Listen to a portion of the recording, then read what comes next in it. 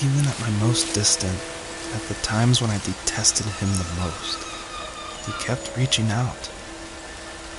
For a year straight, he asked me every week when we were going camping. I thought he was just dense. Eventually, to shut him up, I agreed.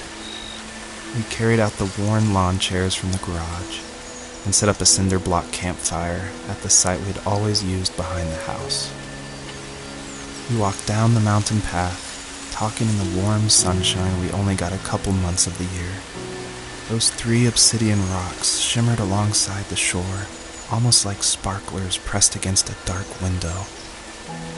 I'll never forget that wet stone on my feet, or how those massive mountains looked even bigger in the lake's reflection. I felt small, but grateful. As the sun set, my dad found something I hadn't seen for a long time. The tree where I'd made my first carving when I was 6. I hadn't even carved it. My dad had helped me, but I still called it my tree. Something about seeing my name there made me open up, and we talked about everything that night in that old camouflage tent.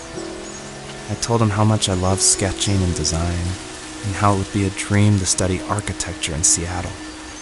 I told him how I didn't get along with my friends much anymore, but that I didn't mind being alone.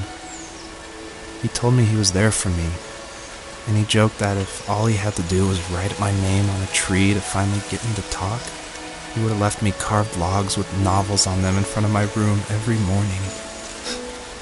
I don't know why it took me that long to realize it, but it was then I knew how much he had sacrificed for me.